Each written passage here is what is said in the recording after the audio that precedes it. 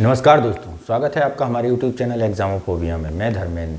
जैसा कि आप लोग जानते हैं, हमारे चैनल के माध्यम से विभिन्न संस्थानों के मॉडल टेस्ट पेपर सॉल्व किए जा रहे हैं और इसी मॉडल टेस्ट पेपर की सीरीज़ में हम लोग कर रहे थे दृष्टि IAS संस्थान के मॉडल टेस्ट पेपर।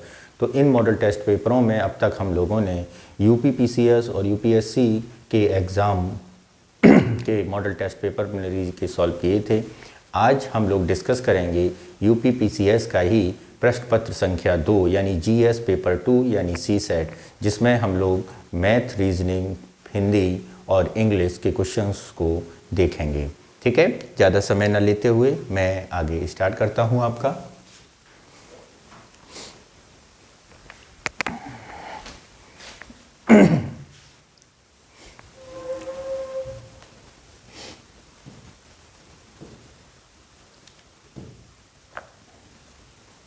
पहला क्वेश्चन है,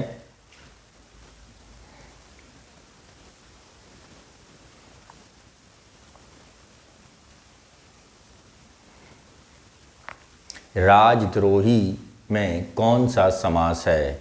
ऑप्शन ए कर्मधारय समास, ऑप्शन बी अव्ययी भाव समास, ऑप्शन सी तत्पुरुष समास या ऑप्शन डी बहुब्रीहि समास।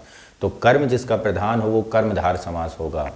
ठीक है, और यदि हम यहाँ पर बात करते हैं अव्ययी भाव का समास, तो वो समास होता है जिसका वर्ड में एक अव्यय उपस्थित हो। बहुब्रीहि समास जिसमें दोनों पद प्रधान हो और हम तीसरा अर्थ लेते हैं, वो आपका बहुब्रीहि समास होता है। लेकिन यहाँ पर जो समास हम डिस्कस करेंगे वो आपका होगा राजद्रोही, यानी राजा का द्रोही, राजा से दुश्मनी रखने वाला, यानी राज्य का द्रोही। तो ऑप्शन क्या होगा? ऑप्शन सी हमारा सही होगा। ठीक है, नेक्स्ट चलते हैं क्वेश्चन नंबर 2 पर। अकिंचन का अर्थ है आदि से अंत तक, ओके, जिसके पास कुछ भी ना हो, ओके, जो व्यर्थ का व्यय करता हो, ओके, आशा से अधिक। तो अकिंचन माने होता है आ माने नहीं, किंचन माने किंचित भी, जिसके पास कुछ भी नहीं हो, यानी जो बिल्कुल गरीब हो। तो यहाँ पर इसके पास अगर हम देखें जिसके पास कुछ भी ना हो, यानी ऑप्शन बी हमारा यहाँ पर सही आंसर होगा। नेक्स्ट चलते हैं क्वेश्चन नंबर 3 पर। क्या कह रहा है क्वेश्चन नंबर 3, उसे देखते हैं। क्या है? निम्नलिखित वाक्यों में कौन सा एक संबंधवाचक सर्वनाम से संबंधित है? तो जरा आप देखिए, यानी जो सर्वनाम के साथ संबंध को स्पष्ट करे वो आपका संबंधवाचक सर्वनाम होगा। ठीक है, तो यहाँ पर ये देखिए आपका सर्वनाम के साथ किसका संबंध स्पष्ट हो रहा है।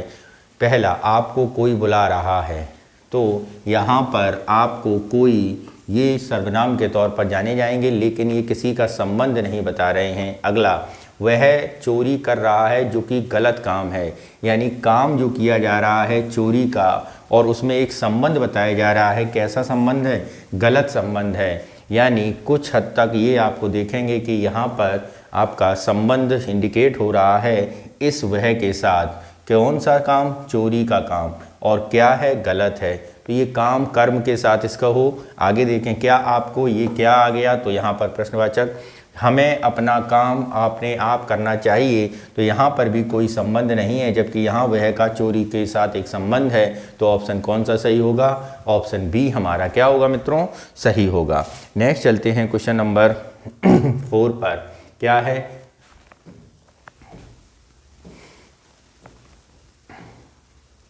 क्वेश्चन नंबर 4, अपनी अपनी ढपली अपना अपना राग लोकोक्ति का सही अर्थ है। कोई काम नियम कायदे से करना, अपनी इज्जत अपने हाथ होती है, मूर्खों की कमाई व्यर्थ नष्ट होती है, कोई काम नियम कायदे से न करना। तो अपनी अपनी ढपली अपना अपना राग की अगर हम यहाँ पर बात करें तो इसका मतलब होता है जिसका जो मन आ रहा है उस तरह से काम करना। जैसे कहते नहीं है, कहीं आपने ये शब्द ज़्यादातर शादी ब्याह में सुना होगा कि सब लोग अपनी चलाते हैं, चाचा जी अपनी चला रहे, चाची अपनी चला रही, बुआ अपनी, फूफा अपनी। तो उसी के कहा जाता है कि सब लोग अपनी मनमानी करें, यानी अपनी इच्छा के अनुसार काम करें। जिस घर में किसी कोई एक प्रधान ना हो, कोई प्रमुख ना हो, उसकी आज्ञा का कोई पालन ना करे, सब अपनी मर्जी के मालिक हों। तो यहाँ पे कुछ ऐसा देखना है कि जो कोई अपनी मर्जी का काम कर रहा हो, कोई काम नियम कायदे से करना बिल्कुल नहीं, बिल्कुल नियम कायदा इसमें नहीं चलेगा। अपनी इज्जत इसका तो दूर दूर से संबंध नहीं, मूर्खों की कमाई ये भी नहीं। कोई काम नियम कायदे से न करना, यही ज़्यादा स्पष्ट लग रहा है जो कि ये शब्द है। यानी ऑप्शन कौन सा सही हो जाएगा? डी ऑप्शन हमारा सही हो जाएगा। नेक्स्ट चलते हैं क्वेश्चन नंबर 5 पर। क्या है? निम्नलिखित वर्णों में क्या है? निम्नलिखित वर्णों में वत्स व्यंजन नहीं है। तो जैसा कि हम लोग जानते हैं, जो आपका कवर्ग, तवर्ग, चवर्ग में दूसरा और चौथा वर्ष होता है वर्ण, वो वत्सर्ग व्यंजन होता है, वो वत्सन व्यंजन नहीं होता है। बाकी जो हैं वो वत्सन व्यंजन हैं। तो यहाँ पर ऑप्शन कौन सा हो जाएगा? छा हमारा दूसरा है, तो ये हमारा वत्सन व्यंजन नहीं होगा। ठीक है, तो ऑप्शन कौन सा सही है? डी ऑप्शन हमारा सही होगा। नेक्स्ट है, क्या है? निम्नलिखित में से कौन सा एक विदेशक शब्द नहीं है? यानी एक ऐसा शब्द देखना है जो देसी है और विदेशक नहीं हो, यानी विदेशी शब्द ना हो। तो जरा देखें तो रिक्शा विदेशी शब्द है, भिंडी कैसा शब्द है? अदालत विदेशी शब्द है, चमचा विदेशी शब्द है। तो जो भिंडी है वही विदेशी शब्द नहीं है, देशज शब्द है। ठीक है, यानी अगर हम रिक्शे की बात करें तो वाहन हो जाएगा इसमें एक तीन चक वाहन। ठीक है, अदालत की बात करें तो न्यायालय हो जाएगा, चमचा की बात करें तो कड़छी हो जाएगी। ठीक, तो यहाँ पर यही विदेशज शब्द नहीं है, देशज शब्द है।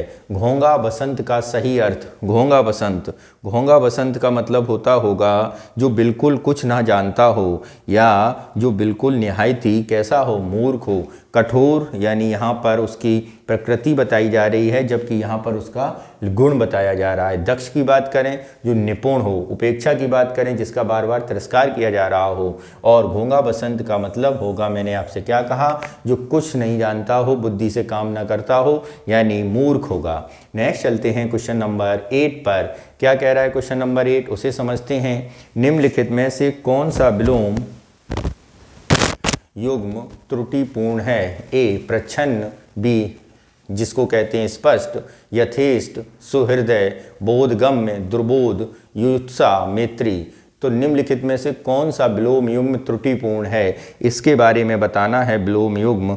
तो यदि हम यहाँ पर बात करें, या प्रच्छन्न माने क्या होता है? प्रच्छन्न माने इस जो स्पष्ट ना हो, यानी कहने का मतलब है जिसमें कुछ अर्थ निहित हो। प्रच्छन्न स्पष्ट ये सही सुमेलित है। यथेष्ट की बारे में बात करें तो यथेष्ट माने क्या होगा? यथेष्ट माने जो श्रेष्ठ हो, सुहृदय, अच्छा हृदय का, ये सही नहीं हो सकता है। बोधगम्य यानी जो बोधगम्य, जो आसानी से समझा जाए। दुर्बोध जिसे ना समझा जा सके, ये सही है विलोम। युत्सा, युत्सा माने होता है शत्रु, और मैत्री माने होता है मित्र, यानी कौन सा सही नहीं है? यथेष्ट का विलोम सुहृदय नहीं होगा, यथेष्ट का विलोम सुहृदय नहीं होगा। नेक्स्ट चलते हैं क्वेश्चन नंबर 9 पर। क्या कह रहा है क्वेश्चन नंबर 9, इसे समझते हैं। ओके, 9 इधर है।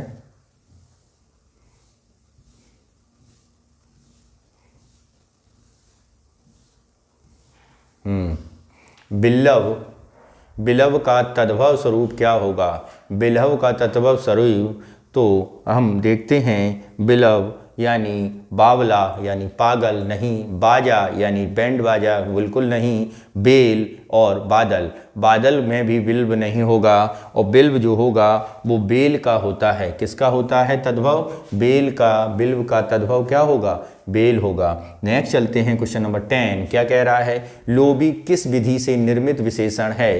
क्रिया विधि, संज्ञा विधि, प्रत्यय विधि या सर्वनाम विधि? लोभी की अगर हम बात करें, लोभी जो है वो किस विधि से निर्मित विशेषण है? लोभी यानी लोभ, लोभ यानी एक प्रकार का लक्षण है, तो इसके बताना है कि निर्मित, जैसे वह लोभी प्रकृति का है, यानी वो कैसा है उसकी नेचर कैसा है, वो लोभी प्रकृति का है। तो क्रिया ये किसी प्रकार की क्रिया के अंतर्गत नहीं आएगा। लोभी कोई वर्ब नहीं है, संज्ञा भी लोभी नहीं है, सर्वनाम भी लोभी नहीं है। तो लोभी क्या होगा? लोभी आपका होगा प्रत्यय विधि से विशेषण।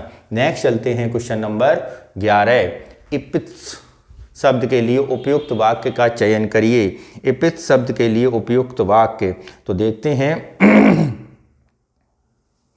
तो जिसकी आकांक्षा पूर्ण हो चुकी हो, जिसकी आकांक्षा पूर्ण हो चुकी हो, जो बी जो इंद्रियों की पहुंच के बाहर हो, सी पर्वतों के पास की भूमि, या डी जिस वस्तु की आकांक्षा हो। तो जिसकी आकांक्षा पूर्ण हो चुकी हो उसे इपित्स के विलोम के तौर पर देखेंगे। इंद्रियों के बाहर और पर्वतों की उच्च की भूमि, इसका कोई संबंध नहीं है। और जिसकी कोई आकांक्षा हो, जिस वस्तु की आकांक्षा हो, इसे ही बोला जाता है इपित्स।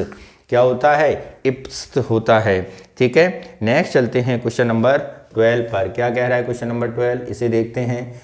अक्रसुता का पर्यायवाची निम्नलिखित में कौन है? अक्रसुता गंगा का, रमणी का, यमुना का, मोती का। तो अक्रसुता के बारे में यदि हम बात करें तो अक्रसुता यानी अक्रज की पुत्री, तो अक्रज की पुत्री के तौर पर कहा जाता है यमुना को। हाँ ठीक है, सूर्यपुत्री। नेक्स्ट चलते हैं क्वेश्चन नंबर 13 पर। क्या कह रहा है क्वेश्चन नंबर 13? क्या है? निम्नलिखित में से विशेष्य और विशेषण बताना है, यानी जो विशेषता बताए वो विशेषण, जो उसकी विशेषता बताए वो विशेष। तो कौन सा बेमेल है? तैरना यानी तैराक की विशेषता है तैरना, बिल्कुल सही है। निराकरण की विशेषता निराकरण, तो विशेष निराकरण निकृत। ओके। धूम धुंधला, पंगुता पंगु। तो यहाँ पर यदि हम बात करें तो यहाँ पर बेमेल धूम जो यानी धुआं है उससे हमें क्या दिखेगा? धुंधला विशेषता नहीं, विशेषण है, और सॉरी विशेष्य है, और धूम उसकी विशेषता है। यानी ऑप्शन सी हमारा बेमेल है, यही हमारा क्या होगा? आंसर होगा। नेक्स्ट चलते हैं क्वेश्चन नंबर 13 के बाद 14। क्या कह रहा है 14? महर्षि शब्द में महोर्मी शब्द की संधि विच्छेद निम्नलिखित में से कौन सा होगा? महाधन उर्मी, महोधन उर्मी, महाधन उर्मी, महाधन ऊर्मी। तो यहाँ पर यदि हम संधि विच्छेद की बात करें तो कौन सा संधि विच्छेद होगा? तो महाधन उर्मी जो है वो आपका सही उत्तर होगा, यानी ऑप्शन डी हमारा जो है वो सही होगा, महोर्मी। ठीक है मित्रों, नेक्स्ट चलते हैं क्वेश्चन नंबर 15 पर। क्या कह रहा है क्वेश्चन नंबर 15?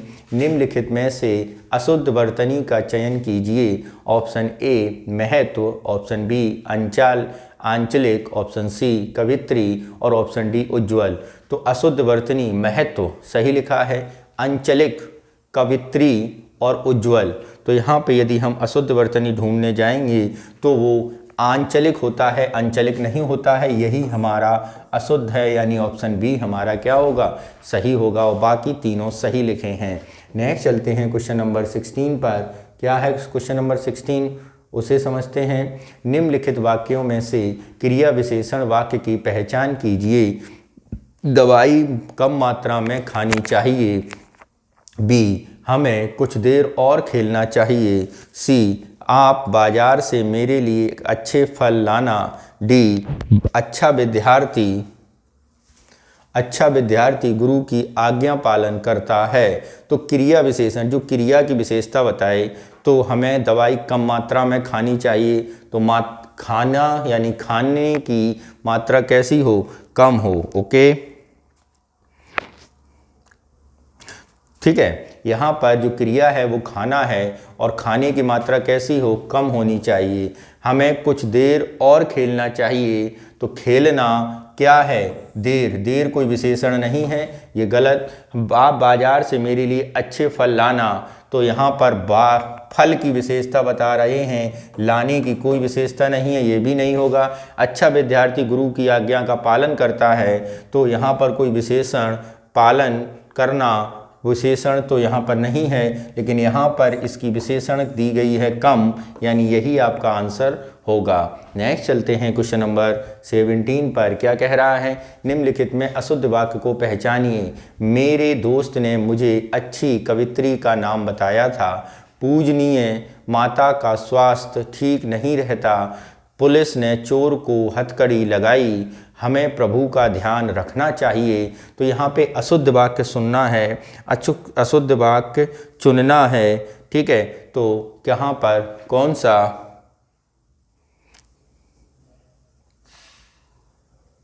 ठीक है अशुद्ध वाक्य पर हमें पहला, मेरे दोस्त ने मुझे अच्छी कवित्री का नाम बताया था, ये बिल्कुल सही है।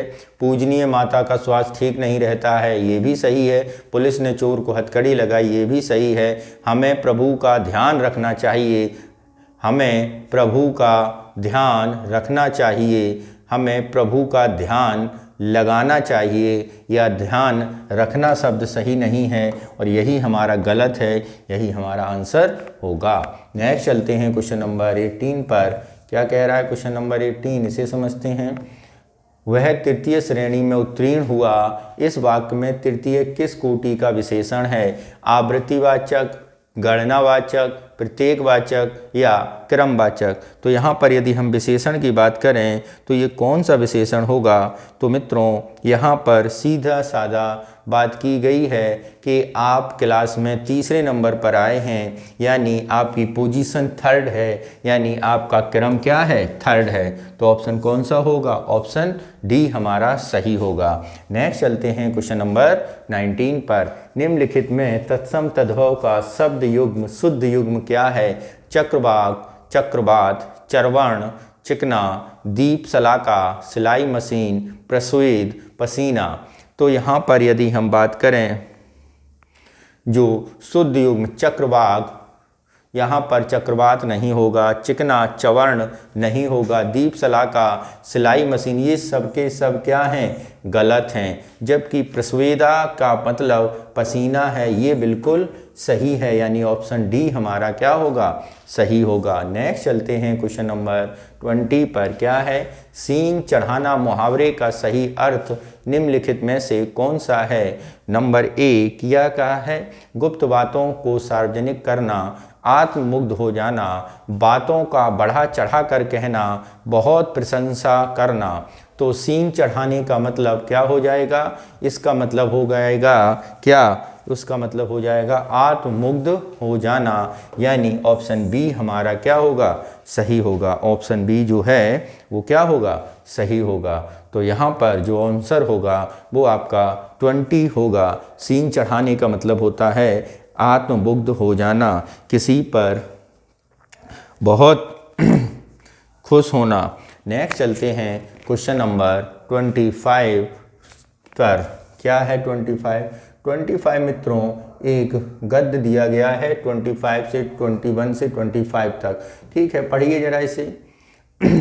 मनुष्य के स्वभाव से ही उसके व्यक्तित्व का निर्धारण होता है। 2 जिस व्यक्ति का स्वभाव अच्छा होता है वह लगभग सभी का प्रिय बन जाता है। माना जाता है कि अच्छे कर्म करने की आदत होने पर स्वभाव में सरलता स्वयं आ जाती है। मनुष्य को प्रकृति द्वारा यह शरीर प्राप्त होता है और इसी शरीर में मन वास करता है। यही मन मनुष्य के स्वभाव को संचालित करता है। सोचना और भावुक होना इत्यादि मन की विशेषताएं हैं। कहते हैं कि मन जितना सुंदर होगा मनुष्य का स्वभाव भी उतना आकर्षक होगा। यही मन यदि नियंत्रण में ना हो तो स्वभाव में कई प्रकार की विकृतियां हो जाती हैं। यानी कुल मिला के यहाँ पर अभी तक आपने समझा होगा कि इस पैरा में मन के नियंत्रण की बात की जा रही है, मन की चंचलता की बात की जा रही है। तो ये एक तरह से मन की उद्वेगनाओं को उद्धृत करता हुआ एक पैरा है। आगे चलते हैं, आगे क्या लिखा है? मनुष्य की प्रकृति होती है कि वह स्वयं बदले बिना ही वह हार मानने लगता है, जबकि स्वयं में थोड़े से परिवर्तन मात्र से ही हम अपने किसी भी उद्देश्य में सफल हो सकते हैं। इसलिए यदि निरंतर प्रयास के बावजूद असफलता ही हाथ लग रही हो तो हमें अपना स्वभाव बदलने की आवश्यकता है। हार मानकर अपना लक्ष्य या उद्देश्य बदलना कोई हल नहीं बल्कि पलायन ही कहा जाता है। काफ़ी अच्छा पैरा दिया गया है मित्रों, यानी आपके जो मन की व्यथा है वो इस पैराग्राफ में बताई गई है और ये कहने का प्रयास किया गया है कि मनुष्य को कभी भी हार नहीं माननी चाहिए और सदा निरंतर प्रयास करते रहना चाहिए। तो यहाँ पर आप देखेंगे कौन सा क्वेश्चंस के आंसर होंगे, ज़रा उन्हें हम समझते हैं। तो सबसे पहले अगर हम बात करें क्या है, मनुष्य के व्यक्तित्व का निर्धारण निम्नलिखित में कौन करता है, तो ऑप्शन है मनुष्य के व्यक्तित्व का निर्धारण इस पैराग्राफ के हिसाब से मित्रों बताना है, मनुष्य के व्यक्तित्व का निर्धारण कौन करता है। तो यहाँ पर जब आप देखेंगे ऑप्शन क्या क्या दिए गए हैं मित्रों, ठीक है, ऑप्शन है व्यक्ति का शरीर, व्यक्ति का मस्तिष्क, व्यक्ति का भावनाएं और व्यक्ति का स्वभाव। यहाँ पर यदि हम बात करें जो बात की गई है इस पैरा में वो किसकी की गई है, वो देखिए पहली लाइन मनुष्य के स्वभाव, यानी यहाँ पे ज़्यादा प्रयास ही नहीं करना पड़ा आंसर के लिए और सीधा पहली लाइन से ही आपका आंसर दिख गया कि व्यक्ति का स्वभाव। पैराग्राफ की मित्रों एक ये खास पहचान होती है कि आपको आंसर उसी में से खोजना है, अपना ज्ञान नहीं इसमें लगाना है। नेक्स्ट चलते हैं,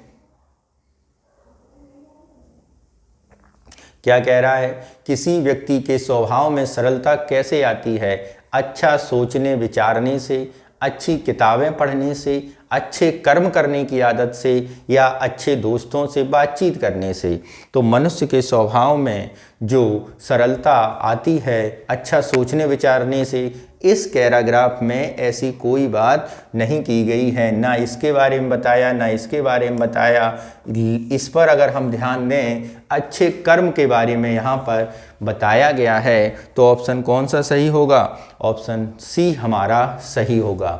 नेक्स्ट चलते हैं क्वेश्चन नंबर 23, क्या कह रहा है, गद्यांश के अनुसार मनुष्य के स्वभाव का संचालन कौन करता है, मस्तिष्क और शरीर, ए और बी यानी दोनों करते हैं, और तीसरा दिया है मन।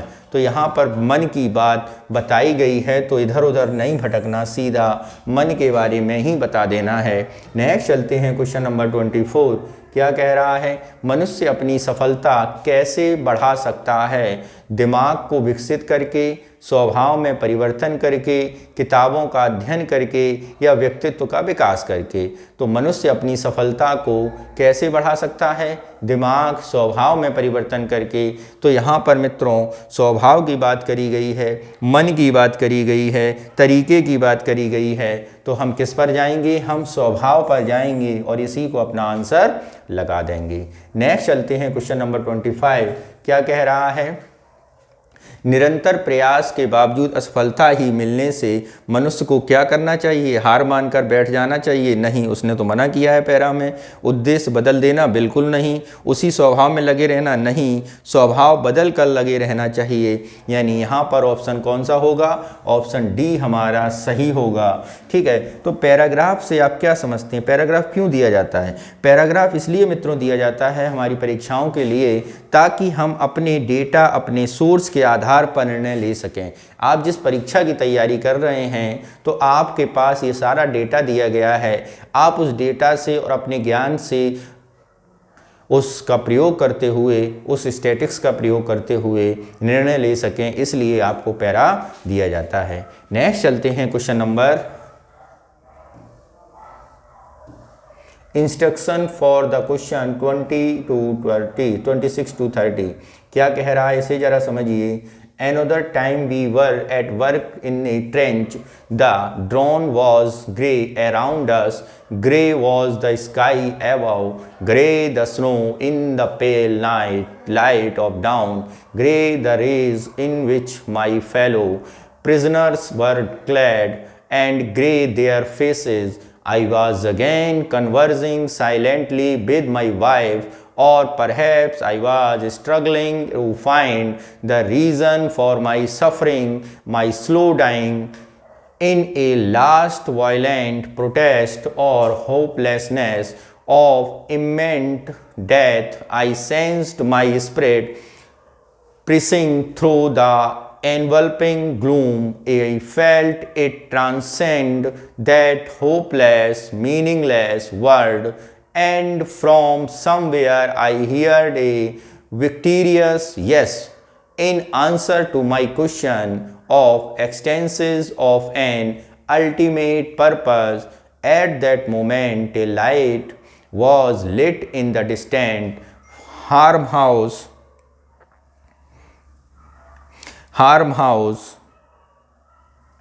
ठीक है, farmhouse which stood on horizon as if painted there in the midst of the miserable grey of the dawning morning in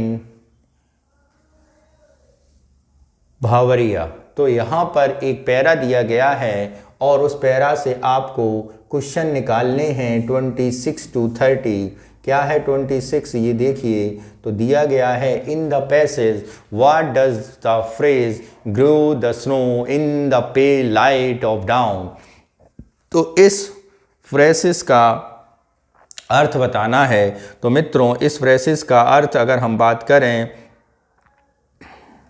क्या होगा, तो option A the author preference for grey snow over other colours, B the presence of colourful element in the snowy landscape, C the monotonous and dull nature of the surrounding, D the vibrant of lively atmosphere of the down। तो phrase grey the snow and the pale light down, इसकी अगर हम अर्थ की बात करें तो इसका अर्थ होता है मित्रों impels the monotonous and dull atmosphere contributing to the overall blackness on the surrounding। तो यहाँ पर on the surrounding of the surrounding, option C हमारा सही होगा। बाकी ए बी एंड डी हमारे सही नहीं होंगे क्योंकि ये तीनों align do not negative and सिम्बर tone conveyed by the description of the grey down the snow, इसको नहीं बताते हैं। नेक्स्ट चलते हैं क्वेश्चन नंबर 27। क्या कह रहा है 27? In the given passage what does the word imminent mean in the context, option A distant and uncertain, option B inevitable and about happen soon, delayed and postponed, remote and unlikely। तो यहाँ पर यदि बात करें कौन सा इमेंट means होगा इस कॉन्स्टेंट में, तो इमेंट मीन जो होगा इन कॉन्टेक्स्ट में, तो हम बात करें तो वो होगा inevitable and about the happen soon, यानी जो जल्दी से घटित होना हो। ठीक है, नेक्स्ट चलते हैं क्वेश्चन नंबर 28। क्या कह रहा है? What predominate colour is associated with the author surrounding in the passage, blue, grey, white और ब्लैक। तो यहाँ पर यदि हम बात करें कौन सा कलर होगा, तो ये जो होगा blue, grey, white and black, तो ये होगा आपका ग्रे कलर। नेक्स्ट चलते हैं क्वेश्चन नंबर 29। क्या कह रहा है 29? What does the distant frame house represent in the passage, despair, hope, monotony और आइसोलेशन। तो फ्रेम हाउस रिप्रेजेंट कर रहा है किसे? तो मित्रों फ्रेम हाउस रिप्रेजेंट कर रहा है होप को, यानी होप। नेक्स्ट चलते हैं क्वेश्चन नंबर 30। क्या कह रहा है? What is the author emotional state in the face imminent death. तो इमोशनल स्टेट की बारे में बता रहा है, रिजिग्नेशन, एक्साइटमेंट, इंडिफरेंस और सेलिब्रेशन। तो वो इमोशन स्टेट के फेस को बता रहा है, रिजिग्नेशन वाला जो टाइम है उसके बारे में। नेक्स्ट चलते हैं क्वेश्चन नंबर 31 पर। क्या है? Which of the following is grammatically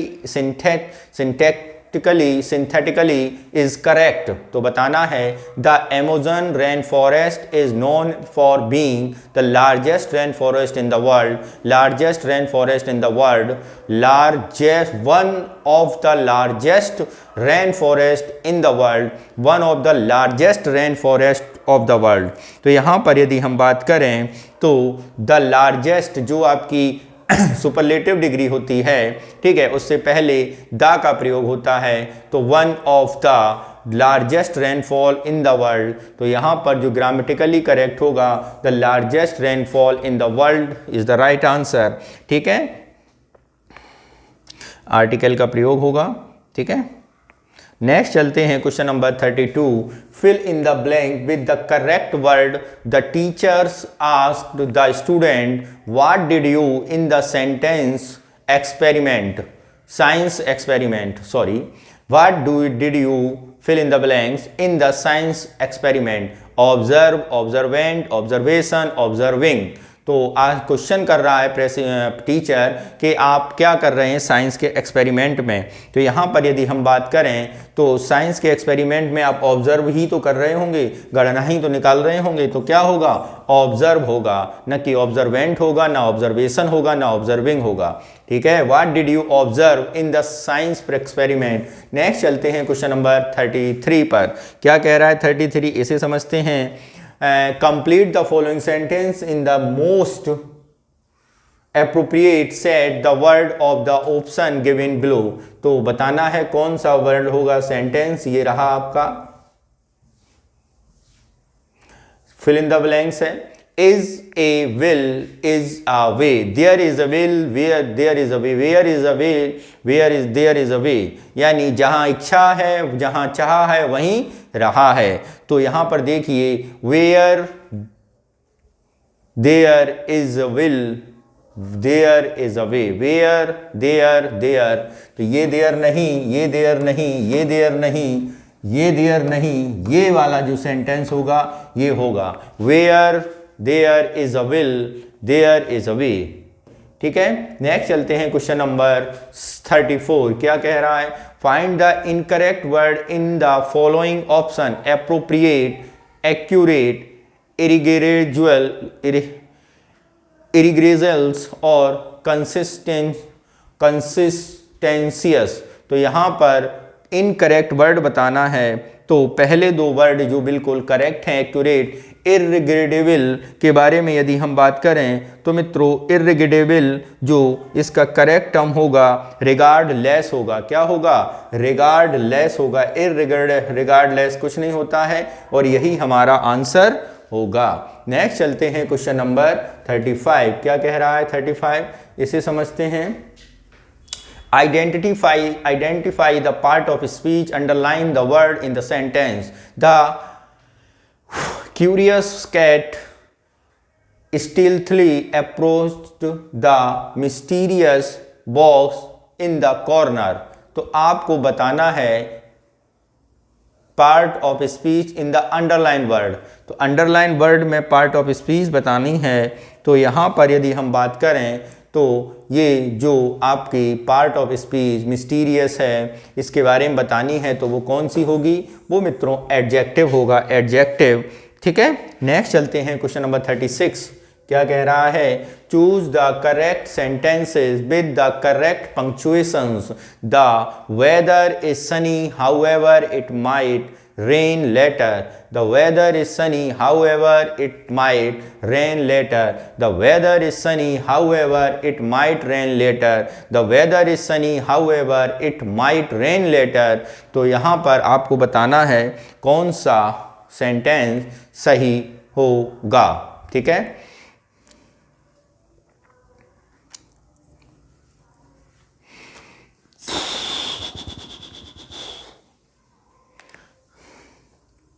correct punctuation बतानी है।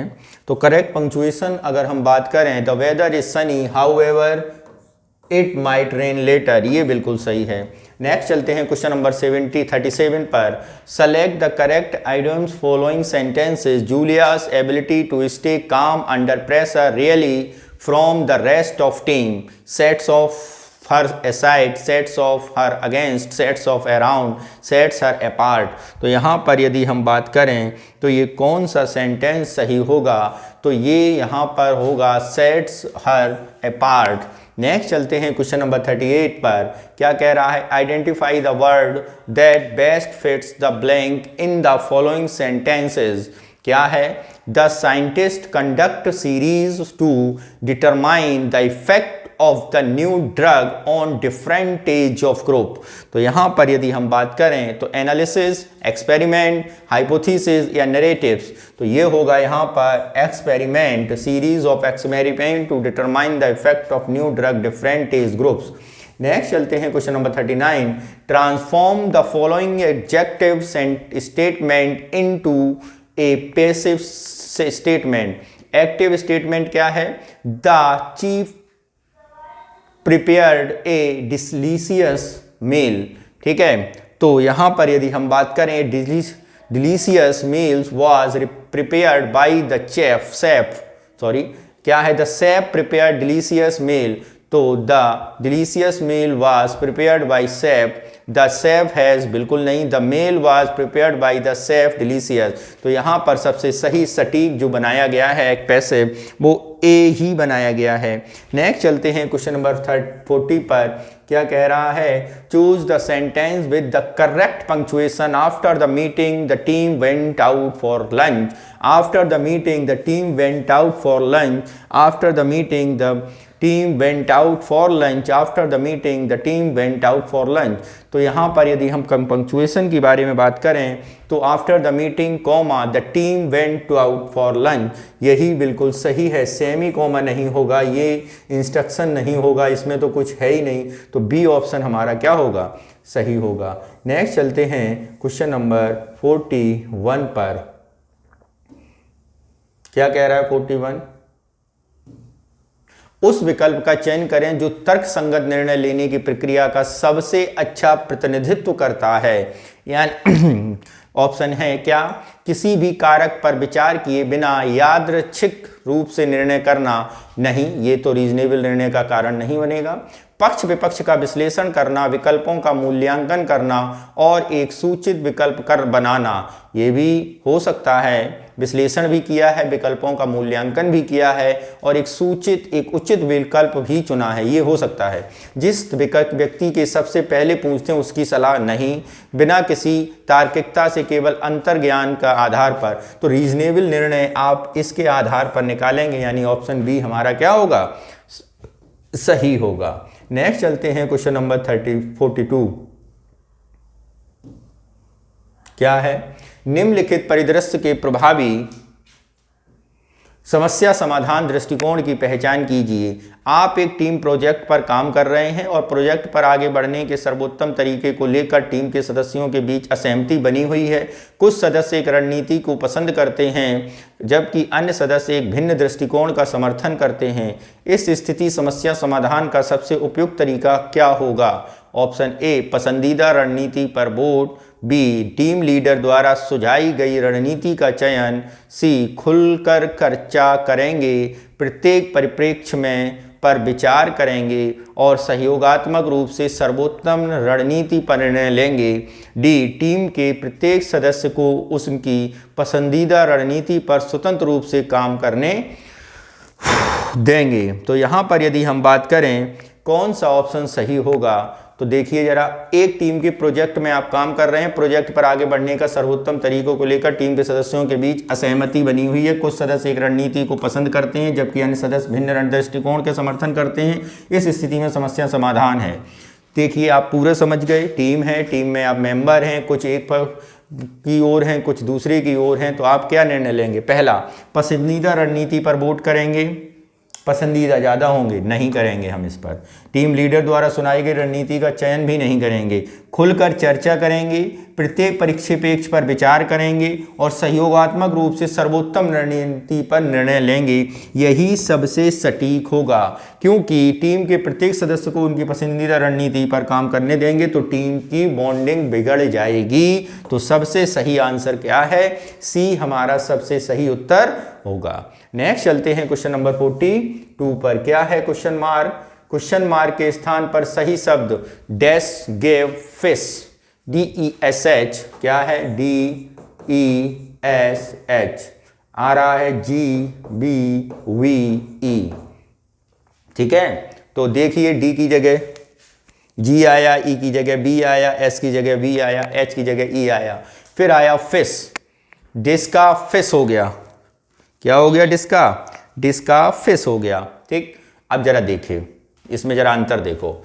इसमें जब हम 3 जोड़ेंगे तो ये आ जाएगा, ई में जब हम 3 घटाएंगे तो ये आ जाएगा, एस में जब 3 जोड़ेंगे तो ये आ जाएगा, एच में जब हम 3 घटाएंगे तो ये आ जाएगा। बात समझे? यानी 3 का डिफरेंस लेके चलना है तो F में 3 जोड़ेंगे, F H I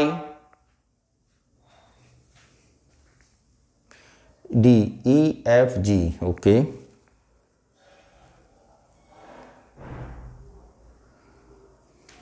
ठीक। तो अब यहां पे ही देखिए फिस के लिए क्या करना है, फिस में हमें F की जगह I आया है। क्या आया है? I अगर हम देखें यहाँ पर और दूसरी जगह भी देख लें, 2 जगह आया है, तो इसमें कोई संबंध नहीं हो रहा। इसमें 3 जोड़ दिया, F G H I में 3 घटा दें, I में 3 घटाएंगे तो F आ जाएगा। ठीक है, S में 3 जोड़ना है तो S में 3 जोड़ेंगे तो V आ जाएगा, H में 3 घटाना तो E आ जाएगा। यानी ऑप्शन कौन सा सही होगा? IFVE, यानी ऑप्शन बी हमारा क्या हो जाएगा?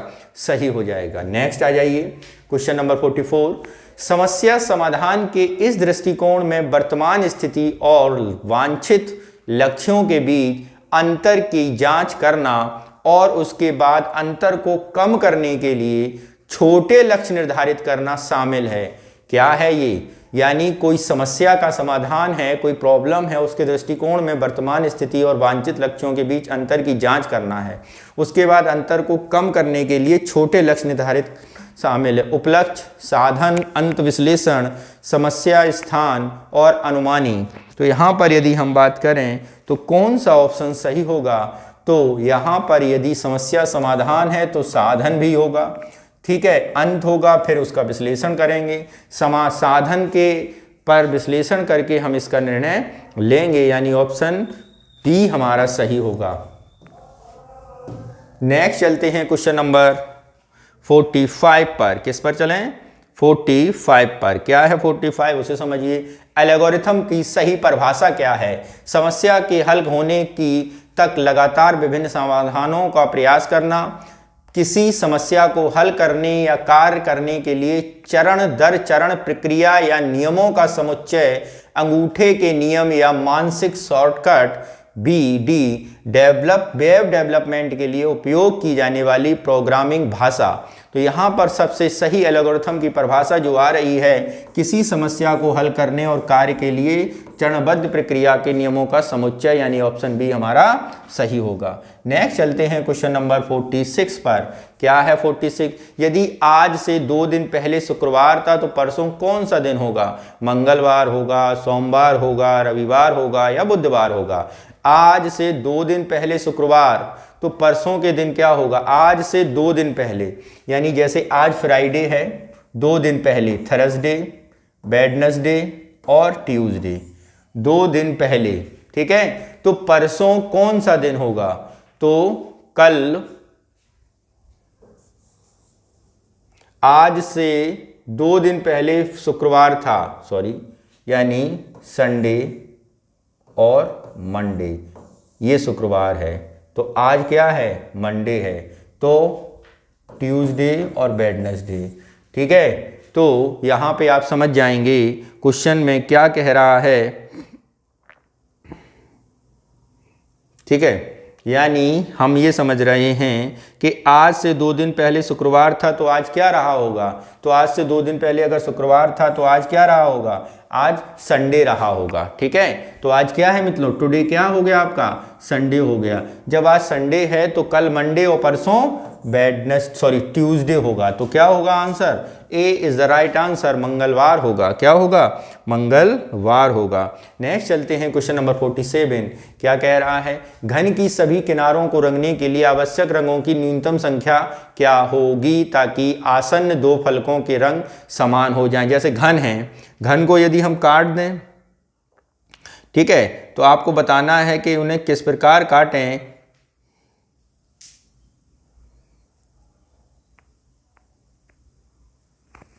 ठीक है, तो जैसा कि आप लोग जानते हैं, ये रहा आपका घन, देखो जरा, ठीक है। तो घन की जो आसन्न है 1 2 3, ठीक है, 1 2 3 3 और 4 जो भुजाएं हैं वो आपस में जुड़ी हैं। अब हमने इसको रंग दिया। अब क्या कह रहा है, आवश्यक रंगों की न्यूनतम संख्या सभी रंगों को रंगने की। तो एक ही अगर हम कलर इसके कर दें तो जब इसे अलग करेंगे तो ये सब कलरों 2 फलकों में हो जाएगा, यानी ऑप्शन ए क्या हो जाएगा हमारा, ए हो जाएगा सही, क्योंकि एक ही रंग काफी है। नेक्स्ट चलते हैं क्वेश्चन नंबर 48 पर। क्या कह रहा है 48, उस कथन का चयन कीजिए जो पश्च दृष्टि पूर्वाग्रह का सबसे अच्छा प्रतिनिधित्व करता है। मुझे पहले से पता था कि शेयर बाजार गिर जाएगा, यह बिल्कुल स्पष्ट था। मुझे यकीन नहीं है क्या होगा, लेकिन मैं उपलब्ध जानकारी के आधार पर सोच समझ कर निर्णय लूँगा। इस खेल के नतीजे की भविष्यवाणी करना चुनौतीपूर्ण है, हमें इंतजार करना होगा और देखना होगा। मैंने गलती की, लेकिन कोई बात नहीं, यह सब सीखने की प्रक्रिया का हिस्सा है। तो पूर्वाग्रह से समझ सबसे अच्छा प्रतिनिधित्व क्या होगा, देखो जरा, मुझे पहले से पता था कि शेयर बाजार गिर जाएगा, ये पूर्वाग्रह है एक तरह से, है ना। मुझे यकीन नहीं है कि क्या होगा, मैं उपलब्ध जानकारी के आधार पर सोच समझ कर निर्णय लूंगा, ये पूर्वाग्रह नहीं है, ये जानकारी रिजल्ट बेस्ड तर्कों पर बेस्ड है। ठीक है, इस खेल के नतीजे की भविष्यवाणी करना चुनौतीपूर्ण है, हमें इंतजार करना होगा और देखना होगा, ये भी नहीं। मैंने गलती की, ये पूर्वाग्रह नहीं है, ये अपनी गलती से यानी काम हो गया उसके बाद, यानी सबसे सही आंसर ऑप्शन ए ही हमारा होगा। क्या होगा, ऑप्शन ए ही हमारा होगा क्योंकि हमें पहले ही से पता था कि शेयर बाजार गिर जाएगा। पश्च दृष्टि पूर्वाग्रह जिसे मैं यह सब जानता था, घटना के रूप में अगर हम बात करें तो घटित होने वाली घटना का पूर्वानुमान है। ठीक है, तो ऑप्शन ए हमारा सबसे सही होगा। नेक्स्ट चलते हैं क्वेश्चन नंबर 49 पर। क्या है 49, देखते हैं।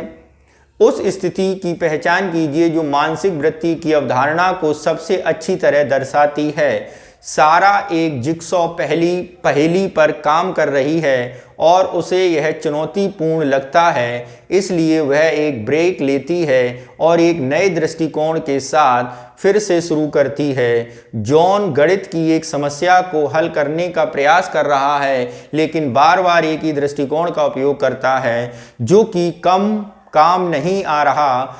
मैरी के सामने एक नई प्रकार की क्रॉसवर्ड पहेली आती है और इसे हल करने के लिए वह तुरंत बड़ी समस्या समाधान रणनीति अपनाती है। डेविड को एक जटिल निर्णय के सामना करना पड़ रहा है और कोई भी विकल्प चुनने से पहले वह सावधानीपूर्वक सभी पक्षों के विपक्षों पर विचार करता है। उस स्थिति को पहचानिए जो मानसिक वृत्ति की अवधारणा को सही रिप्रेजेंट कर रही है।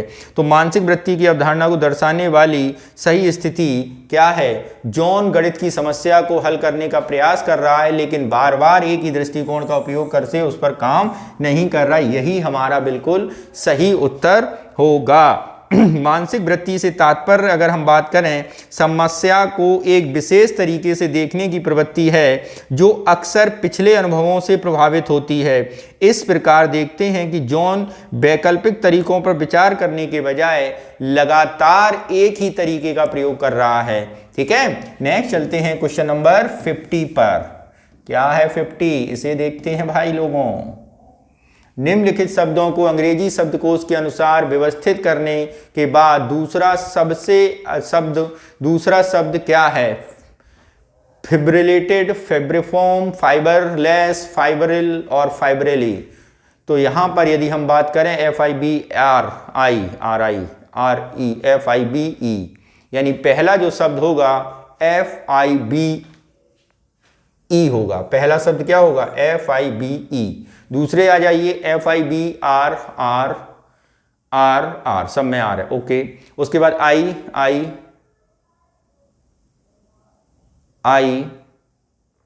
ओके।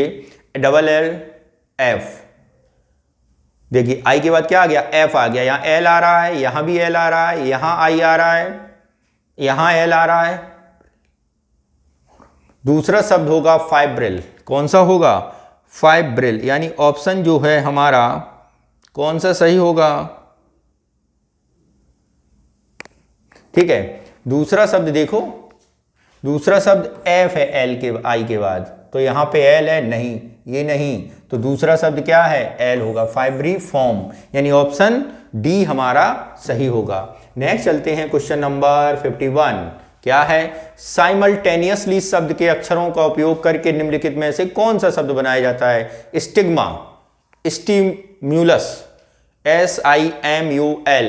देखिए इसमें कहीं जी है, नहीं बनाया जाएगा, जी नहीं है। SITMULOUS, SIT, टी है, टी तो है, एक टी है, यहाँ एक ही टी यूज की गई है, कोई बात नहीं। MU, एक यू, एक UA, एक UU है, और ठीक है। एस कितने हैं? यहाँ पे 2 हैं, वहाँ पे 2 यूज कर लिए। यहाँ पे जरा देखिए SIM कोई ऐसा शब्द है जो वहाँ पे नहीं है, यहाँ पे है। ये वाला जो शब्द है ये नहीं है, ये भी नहीं होगा, ये है नहीं ऊपर। स्टिमा ये नहीं है, तो सीधा सीधा क्या हो गया? स्टिमुलस। ऑप्शन बी हमारा जो है वो सही होगा। ठीक है, नेक्स्ट चलते हैं क्वेश्चन नंबर 52 पर। क्या कह रहा है 52?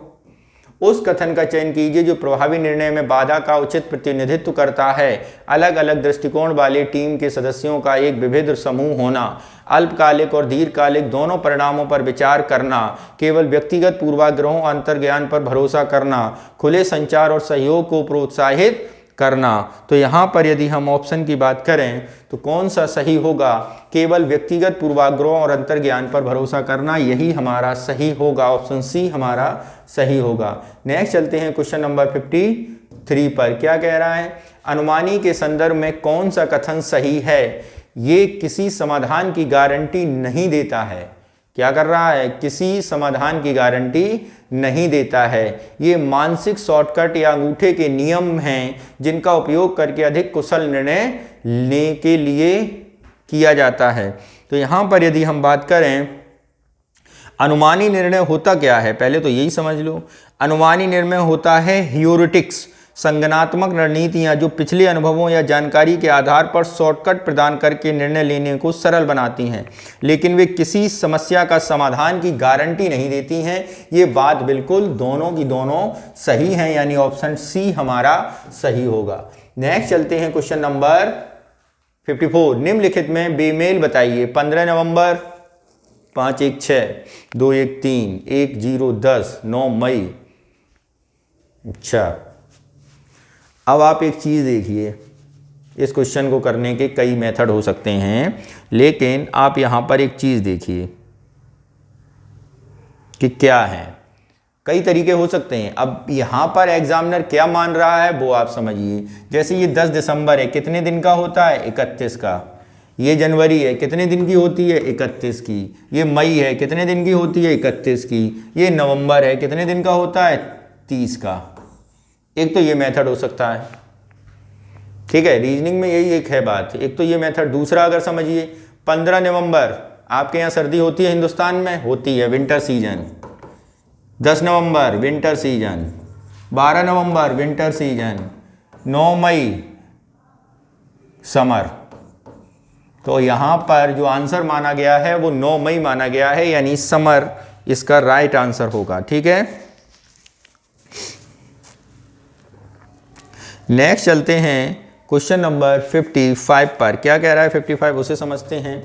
जॉन जो कि एक प्रबंधक है पर त्वरित निर्णय हेतु हमेशा अपने पिछले अनुभवों और सामान्य नियमों पर भरोसा करता है, वह संभवतः किस प्रकार का संज्ञानात्मक रणनीति का उपयोग कर रहा है? निगमनात्मक, एल्गोरिथम, या अनुमानी, या आलोचनात्मक? तो यहाँ पर यदि हम बात करें तो एक प्रबंधक है जो काम पर त्वरित निर्णय हेतु हमेशा अपने पिछले अनुभवों और सामान्य नियमों पर भरोसा करता है।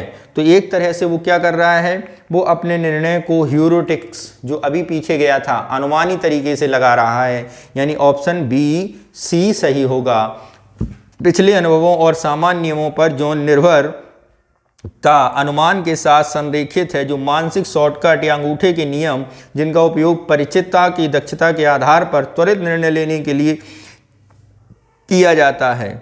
निगमनात्मक तर्क के सामान्य सिद्धांतों से वशिष्ठ निष्कर्ष निकाला ना शामिल है। एक एल्गोरिथम दृष्टिकोण में चरण दर चरण प्रक्रियाओं का पालन किया जाता है और आलोचनात्मक सोच में जानकारी के विश्लेषण में एवं व मूल्यांकन करना शामिल होता है, जिससे वे इस संदर्भ में काम पर लागू हों, यानी ऑप्शन सी हमारा सही होगा। आइए 56 पर।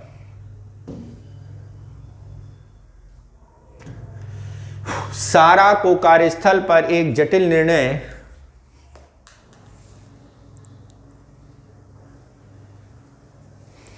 का सामना करना पड़ रहा है, करो भाई पढ़ो, और तार्किक निर्णय मॉडल का उपयोग कर रही है। यह कौन सा महत्वपूर्ण कदम उठा सकती है? ए, अंतर्ज्ञान और आंतरिक भावनाओं के आधार पर निर्णय लेना, विकल्पों पर विचार किए बिना निष्कर्ष पर पहुंच जाना, व्यवस्थित रूप से विकल्पों का मूल्यांकन करना और पक्ष विपक्ष पर विचार करना, निर्णय लेने की प्रक्रिया को पूरी तरह नज़रअंदाज करना। तो यहाँ पर यदि हम बात करें कौन सा ऑप्शन सही होगा, तो यहाँ पर यदि हम बात करें सारा को कार्यस्थल में एक जटिल निर्णय का सामना करना पड़ रहा है, वे तार्किक निर्णय मॉडल का उपयोग कर रही है, वे कौन सा महत्वपूर्ण कदम उठा सकती है? अंतर्ज्ञान और आंतरिक भावनाओं के आधार पर निर्णय, नहीं, ये पूर्व ज्ञान का है, ये नहीं होगा। विकल्पों पर विचार किए बिना निष्कर्ष, ये तो बिल्कुल नहीं होगा। व्यवस्थित रूप से विकल्पों का मूल्यांकन करना और पक्ष विपक्ष का, यहाँ देखिए तार्किक निर्णय मॉडल ले रहा है, तो तार्किक निर्णय मॉडल में सी आंसर हमारा बिल्कुल सही होगा। नेक्स्ट चलते हैं क्वेश्चन नंबर 57 पर। क्या कह रहा है? निम्नलिखित को निम्न से उच्च ऊंचाई तक सही अनुक्रम में व्यवस्थित कीजिए।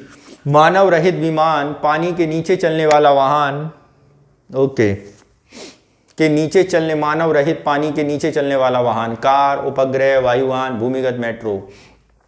तो उच्च ऊंचाई तक सही अनुक्रम, तो उच्च ऊंचाई पर जाना है ना भाई, तो उच्च ऊंचाई पर सबसे पहले 5 नंबर, वायुयान, कार, उपग्रह।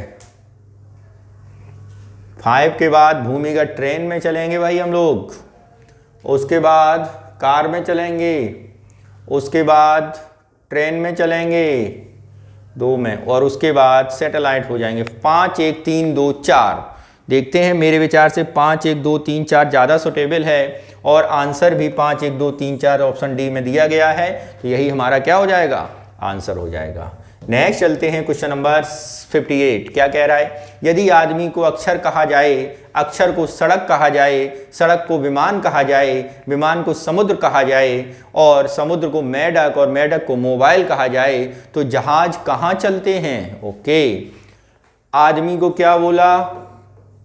अक्षर बोल दो, अक्षर को सड़क, ओके, सड़क को विमान, ओके, विमान को समुद्र, ठीक है, समुद्र को मेढक, मेढक को मोबाइल। तो जहाज कहाँ चलेंगे? जहाज चलते हैं समंदर में। जहाज कहाँ चल रहे हैं? समंदर में। समंदर को क्या कह रहे हो? मेढक, मेढक। और किसे कहा गया है समंदर? विमान को, विमान को क्या कह दिया? समंदर। ठीक है। और यहां पर एक चीज देखिए, हर चीज जो चलती आ रही है वो अपने आगे वाले में कन्वर्ट हो जाती है। अब यहां ऑप्शन देखिए आप, यानी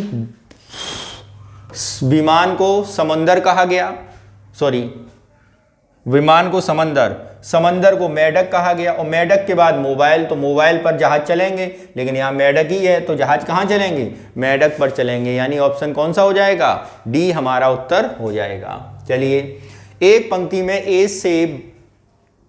ए बाईं ओर से 21वें स्थान पर है और बी दाईं ओर से 20 में, जोड़ दो, दोनों को जोड़ दिया। ए और बी अपना स्थान आपस में बदल दें तो ए बाएं से 36वें स्थान पर हो जाता है और जाएगा बी के अलावा उस पंक्ति में कितने व्यक्ति हैं? ए और बी के अलावा। Very good question. एक बात आप यहां पे देख सकते हैं, जो 21वां स्थान है और जो नीचे से 20वां स्थान है, अगर ये आपस में बदल दिए जाएं तो 21वां स्थान नीचे से 20वें स्थान का कौन सा स्थान हो जाएगा? 36वां। ठीक है, बात समझना ध्यान से, 36वां स्थान हो जाएगा। और यदि हम यहाँ पर यही करें कि उसका स्थान जोड़ दें, यानी उसके आगे 19 लड़के हैं और उसके पीछे यहाँ 35 लड़के हैं, 19 और 35 को जोड़ दें, जरा जोड़ के देखते हैं। यानी ए के आगे यहाँ से देखो, ए यहाँ पे है, ए यहाँ पर नंबर 20वां है, और ए जब यहाँ पर आ जाता है 21वें स्थान पर, तब ए का नंबर 36वां हो जाता है इस हिसाब से। तो इस हिसाब से एक बार 19 लड़के आगे हैं और एक बार 35 लड़के आगे हैं, तो 9 5 14 और 3 1 5, ठीक है, यानी 54। अब बात समझना यहाँ पे, लेकिन यहाँ पे एक बच्चे को जोड़ा नहीं है हमने और उस बच्चे का नाम है ए। किसे नहीं जोड़ा है? ए को नहीं जोड़ा है। तो जब ए को हम जोड़ेंगे तो ऑप्शन में एक और जोड़ देंगे और जब एक जोड़ेंगे तो आंसर क्या हो जाएगा? 55 हो जाएगा। क्या हो जाएगा मित्रों?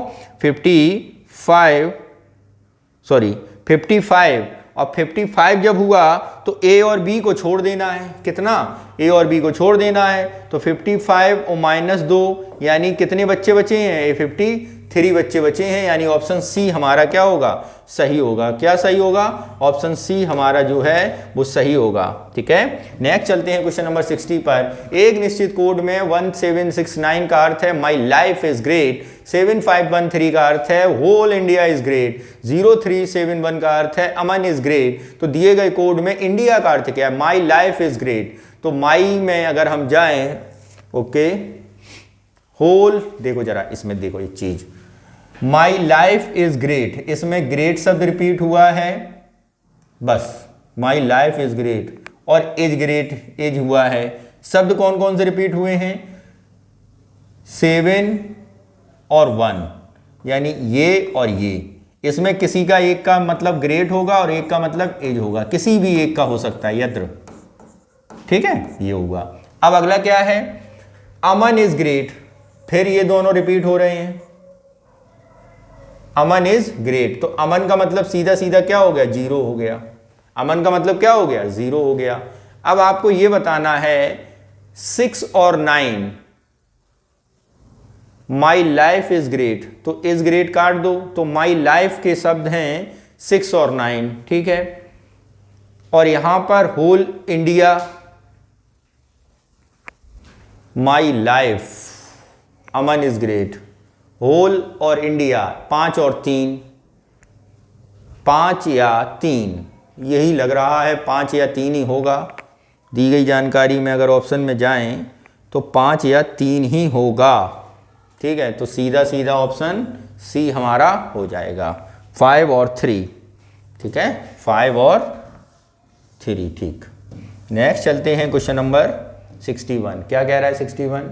मोहन ने सोमवार को सुबह 8 बजे अपनी घड़ी सेट की, जो एक दिन में 48 मिनट बढ़ जाती है। उसी सप्ताह शुक्रवार को यदि उस घड़ी के रात के 11 दिखा रही हों तो सही समय क्या होगा? सोमवार को 8 बजे, ठीक है, मंडे था। क्या था? मंडे था। ठीक, अब 48, एक दिन में 48 मिनट बढ़ रही है। ट्यूसडे को 48 बढ़ी, वेडनेसडे को 48 बढ़ी, थर्सडे को 48 बढ़ी, फ्राइडे को 48 बढ़ी, यानी 1 2 3 4 दिन में 48 मिनट बढ़ती चली गई। ठीक है, तो यदि हम टोटल बात कर लें तो 48 × 4 = 192, यानी कितनी मिनट आगे हो गई है? 192, यानी आपका 3 घंटे, 180 होगा ना, 180, 3 घंटे और कितना मिनट बचा है? 12 मिनट। 3 घंटे 12 मिनट है। अब उसने घड़ी रात के 11 बजे देखी, तो रात के 11 बजे बजा रही है शुक्रवार को, तो इसमें 3 घंटे कम करो। 3 घंटे जब कम किए तो बजा जाके हमारा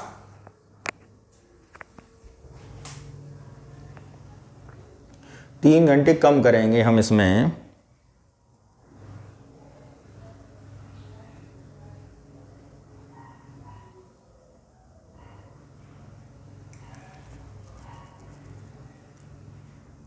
एक घंटे में यदि 48 मिनट आगे बढ़ रही है एक दिन में, ठीक है, तो 8 बजे से 11 बजे तक 3 घंटे होते हैं। ठीक है, 8 से 11 बजे तक 3 घंटे होते हैं। 1 घंटे, तो कुल बढ़ा हुआ समय 192 + 6 198। ठीक है, 11 बजे से 198 मिनट कम, यानी 7:42। क्या हो जाएगा? 7:42 हमारा आंसर सही हो जाएगा। नेक्स्ट चलते हैं क्वेश्चन नंबर 62। 4 व्यक्ति M, N, P और O एक पंक्ति में खड़े हैं, लेकिन जरूरी नहीं वो इसी क्रम में खड़े हों। N तथा M के बाद खड़े व्यक्ति के ठीक पहले O खड़ा है, 2 व्यक्तियों के बाद। ठीक है, 4 व्यक्ति हमने खड़े कर लिए और इनका क्रम हमने MNOP ये मान लिया, ठीक है। P, ठीक है, N और M के बाद, सॉरी N M के बाद खड़ा है, N M के बाद, ठीक है। ठीक पहले खड़े M N और M, N M के बाद खड़े व्यक्ति के ठीक पहले खड़ा है, M के बाद खड़े व्यक्ति से पहले ठीक खड़ा, वो खड़ा, ठीक है। O दो व्यक्तियों के बाद खड़ा है, ठीक है, दो व्यक्तियों के अंतिम स्थान पर P है, सीधी बात। नेक्स्ट चलते हैं क्वेश्चन नंबर 63। यदि एक निश्चित कोड में सिस्टर को ये बोला जाए 202345, कार को ये कहा जाए, तो करियर को क्या कहा जाएगा? अच्छा, करियर, सी का मतलब 7, ए का मतलब 6, आर का मतलब 5, 765, अच्छा दो ऑप्शन है ऐसे, ठीक है। फिर आर का मतलब फिर 5, देख लो 7655। यहाँ पर यदि हम बात करें तो 7655, ज़्यादा जाने की ज़रूरत नहीं है, ऑप्शन बी लगा दो, बस आगे बढ़ जाओ, ठीक है, टाइम बचाओ। जैसे ही एक घन के सभी बेरस्तियों को पीले रंग से रंगा गया, बड़े घन का समान 343 घनों से काटा गया, इसके कितने घन हैं जिनका कोई भी पृष्ठ पीले रंग से नहीं रंगा होगा? कोई भी पृष्ठ पीले रंग से नहीं रंगा होगा, ये बताना है भैया, ठीक है। तो यदि हम बात करें तो एक कलर में पीले किया गया है, तो यदि हम यहाँ पर देखें तो 7 - 2 हो जाएगा, और इसका क्यूब यानी 5 का क्यूब यानी 125, कितने नहीं रंगे जाएंगे? 125 नहीं रंगे होंगे पीले पृष्ठ का, क्योंकि दो पृष्ठ तो रंग दिए गए होंगे, दो नहीं रंगे गए होंगे, तो दो घटा दिया, क्योंकि एक साइड 7 आ रही थी। नेक्स्ट चलते हैं क्वेश्चन नंबर 65। कुछ बच्चों को एक घेरे में खड़ा होने के लिए कहा गया, वे एक दूसरे के समान दूरी पर हैं। पांचवा बच्चा 10वें बच्चे के बिल्कुल विपरीत है, कितने बच्चों के घेरे में खड़ा किया गया है? पांचवा बच्चा 10 और 5, ठीक, 10 और 5। तो अगर हम यहाँ पे बात करें तो 4 बच्चे इधर होंगे, 4 बच्चे इधर होंगे, तभी वो वहाँ 5 पहुँचेगा, तो कितने हो जाएंगे बच्चे? तो बच्चे 10 ही हो जाएंगे। नेक्स्ट चलते हैं क्वेश्चन नंबर 66। करोल का कोड मिड टर्न है, पूसा रोड का क्या होगा? करोल बाग का ये हो गया, ठीक है, आ जाओ जरा। AKAROL MDTRN, तो के का मतलब M है, ए का मतलब D है, +2 LM +2 BC,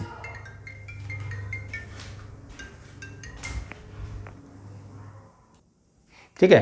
तो यहां पर P में 2 जोड़ेंगे तो R आएगा, U में 2 जोड़ेंगे तो X आएगा, तो RXUDTRCG, यानी ऑप्शन सी हमारा जो है वो सही हो जाएगा। नेक्स्ट चलते हैं क्वेश्चन नंबर 67। यदि BD का पुत्र है, BD यानी ये पुत्र है, ठीक है, AB की बहन है, A सिस्टर है B की, ठीक है, DA की माँ है, माँ, ठीक है, EB का पुत्र है, B पुत्र E, तो निम्नलिखित में से कौन सा कथन सही होगा? क्या है? BC का, C तो आया भी नहीं है भाई, BC का पिता है, पिता की चर्चा ही नहीं है, C की चर्चा ही नहीं है कहीं ABDC C तो है ही नहीं ना। BA का पिता है, B A का पिता है, यार C की तो चर्चा ही नहीं है, C की जो है वो चर्चा नहीं है। मिस प्रिंट तो नहीं है, मिस प्रिंट देखो, B is the father of C, C कहाँ से आया यार?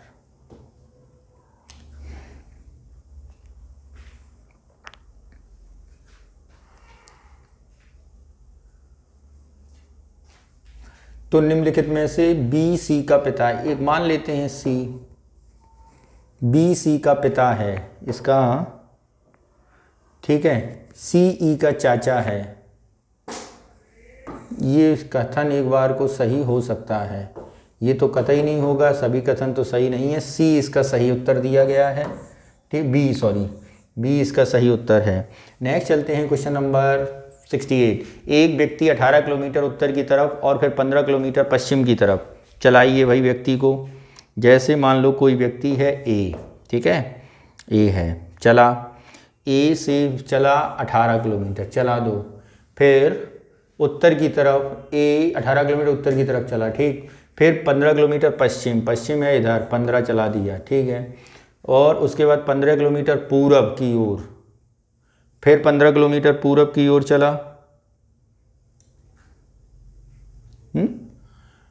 उसके बाद 15 किलोमीटर, क्या 15 किलोमीटर की यात्रा की पश्चिम की तरफ की, फिर 15 किलोमीटर यहाँ से इस तरफ आ गया 15 किलोमीटर, ठीक है, पूरब की तरफ, फिर 20 किलोमीटर साउथ की तरफ गया, 20 किलोमीटर साउथ की तरफ, ठीक है। तो वह आरंभिक बिंदु से कितनी दूर है?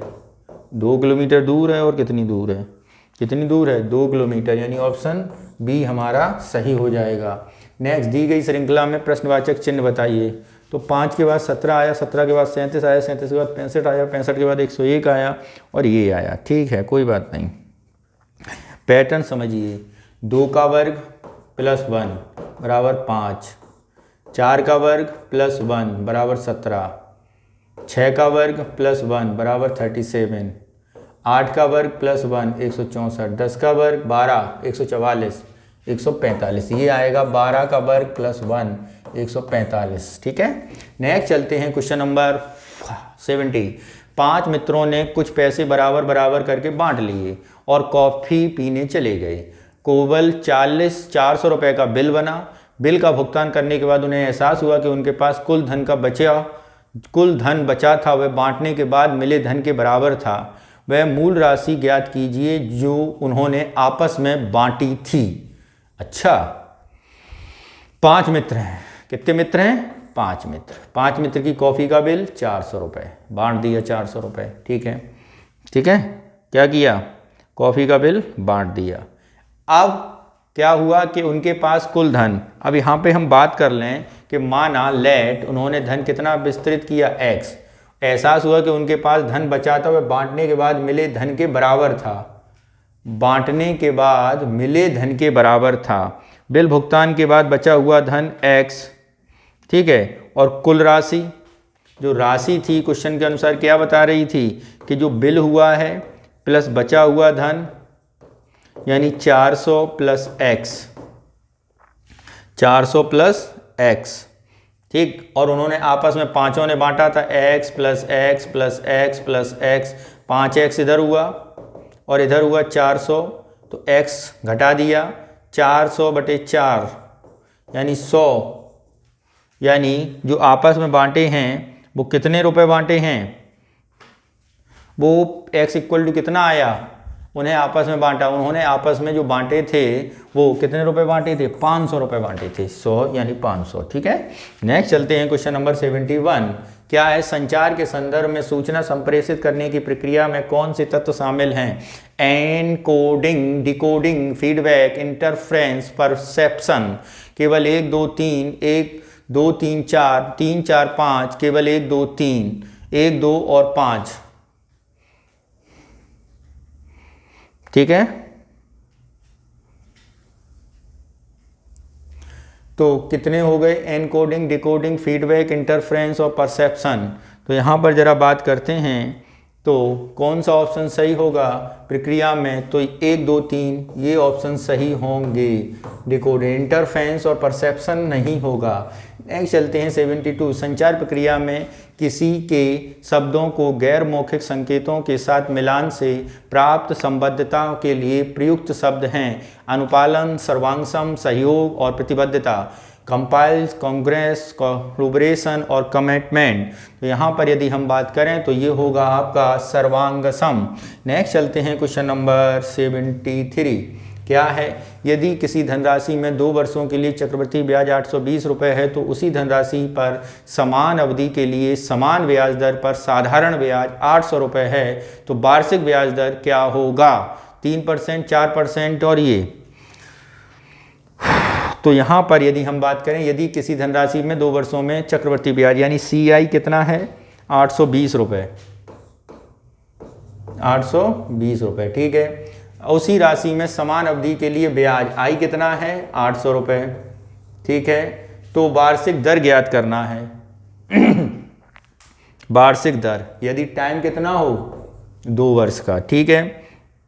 तो साधारण ब्याज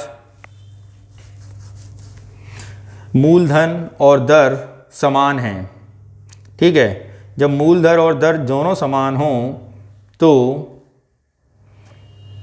800 I बराबर होता है P into R upon into 2/100। तो ये कट गया तो PR बराबर आ जाएगा आपका 4000, ठीक है, 40,000 आ गया। चक्रवृद्धि ब्याज का फॉर्मूला अगर हम बात करें, CI होता है क्या P1 + R/100 की पावर n-1। मान रख दो, जब मान रखा तो आएगा आपका 820 P1 + R इज इट 100/2 -1, ठीक है। तो जब ये हुआ तो ये हमारा आया था कितना P 40,000/R is equal to 1 + R/100/100 की पावर 2 -1। तो R बराबर जब सॉल्व करोगे तो कितना आएगा 5%। आंसर क्या हो जाएगा 5%। नेक्स्ट चलते हैं क्वेश्चन नंबर 74। क्या है, एक थोक दुकानदार गलत वजन का उपयोग करता है और सामान खरीदते समय 10% की धोखाधड़ी कर लेता है, फिर सामान बेचते समय अपने ग्राहकों को 10% की धोखाधड़ी करता है खरीदते समय 10% की धोखाधड़ी करता है, गलत वजन का उपयोग करता, खरीदते समय 10 और फिर सामान बेचते समय ग्राहकों को 10% धोखा, उसका लाभ प्रतिशत ज्ञात कीजिए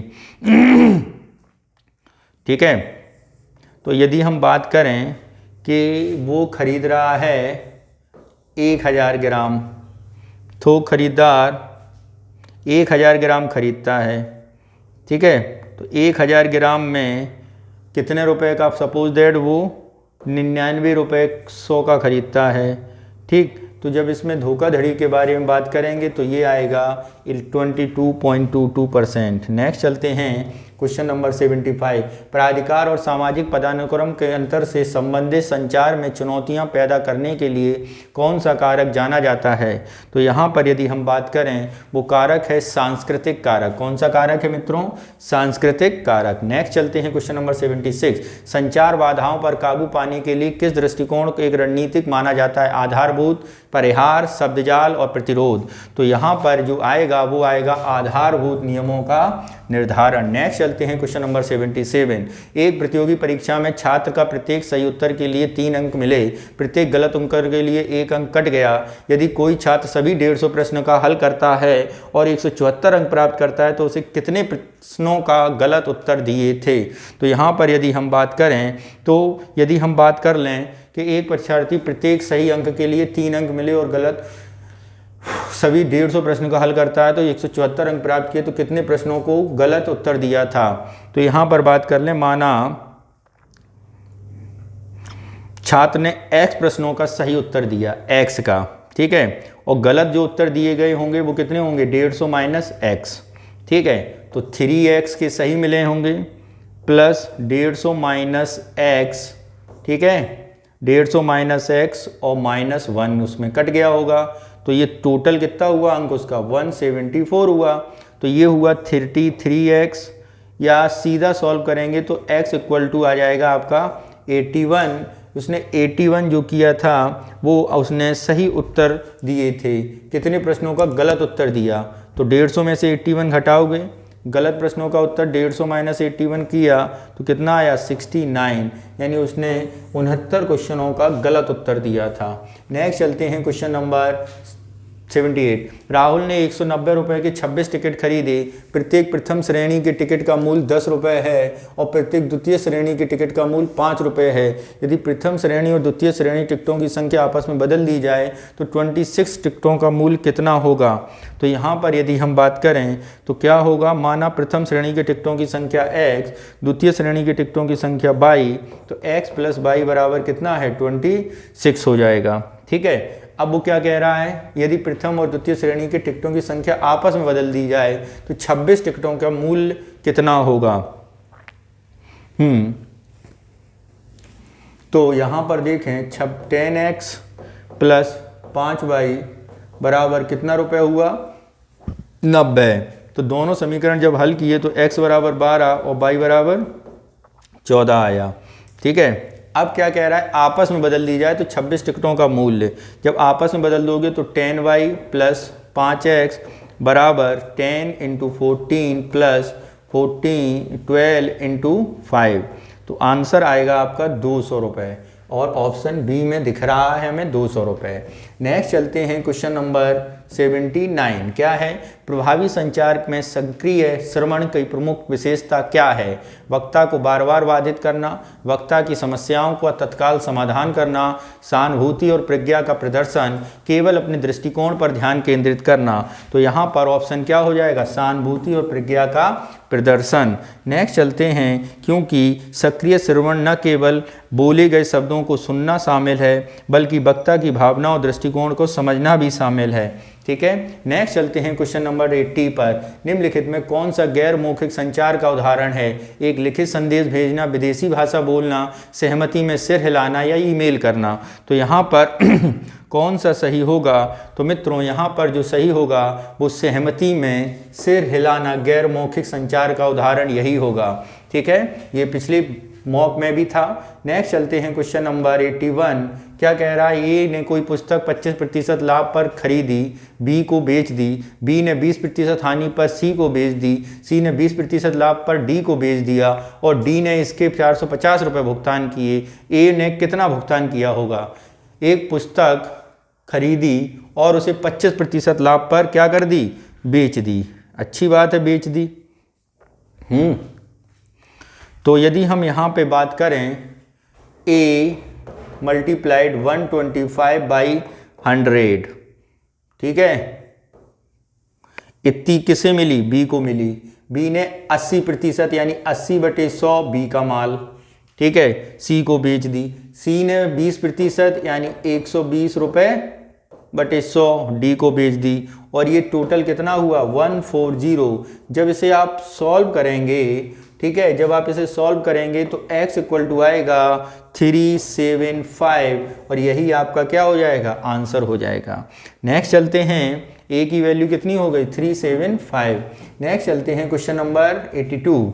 क्या कह रहा है 82, इसे समझते हैं। एक कोचिंग में विद्यार्थियों की आयु के समांतर श्रेणी में विद्यार्थियों की आयु के बीच का अंतराल 1 वर्ष है। यदि कोचिंग का सबसे छोटा विद्यार्थी केवल 10 वर्ष का है तो सभी विद्यार्थियों की आयु का योग 65 वर्ष हो, 165, तो कोचिंग में विद्यार्थियों की संख्या ज्ञात कीजिए। तो सीधी बात है, समांतर श्रेणी बन रहा है, Sn बराबर होता है n/2 2a plus n-1 into D. ये होता है समांतर श्रेणी का योग। तो विद्यार्थियों को समान अंतराल यानी d बराबर कितना दिया गया है 1, ठीक है, n निकालना ही है और योग कितना दिया 165, तो 165 इक्वल टू n हमें निकालना है बाई 2a। सबसे छोटा विद्यार्थी 10 यानी 20, a बराबर कितना दिया 10 वर्ष, ठीक है, माइनस n-1, तो क्या हुआ n/2 इंटू 19 प्लस n 165, ठीक है, तो 165 multiplied by 2 equal to n 19n plus n square, ठीक है, तो n square minus plus 19n minus कितना हुआ, माइनस हुआ 330, तो n इज इक्वल टू आपका आएगा 11 और माइनस 30, तो संख्या कितनी हो गई 30a हो गई। ठीक है, नेक्स्ट चलते हैं क्वेश्चन नंबर 83 पर। क्या है 83, एक संगठनात्मक संरचना के भीतर निचले स्तर पर के कर्मचारियों से उच्च स्तर के प्रबंधन संप्रेषण होता है तो उसे पार्श्व नहीं, अधोमुखी, विकर्णी या ऊर्ध्वमुखी, तो ऊपर से नीचे आ रहा है, ऊपर से नीचे आ रहा है, ऊर्ध्वगामी संप्रेषण होगा। क्या होगा? ऊर्ध्वगामी संप्रेषण होगा। नेक्स्ट आपका अगर हम पार्श्व के बारे में बात करें तो ABC संगठनात्मक संरचना के भीतर संप्रेषण की दशाएं क्रमशः पार्श्व, अधोमुखी संप्रेषण, विकर्ण और अधोमुखी होती हैं। ठीक है, नेक्स्ट चलते हैं क्वेश्चन नंबर 84 पर। क्या कह रहा है 84, उसे समझते हैं। निम्नलिखित में से कौन अंततः व्यक्तिक संप्रेषण का सबसे अच्छा वर्णन करता है? देखते हैं। ऑप्शन ए, एक टीम के भीतर दो या दो से अधिक व्यक्तियों के बीच संप्रेषण, किसी संगठन के स्तरों के कर्मचारियों के बीच संप्रेषण, किसी व्यक्ति और उसके इंगित विचारों को स्वयं या विभिन्न संप्रेषण।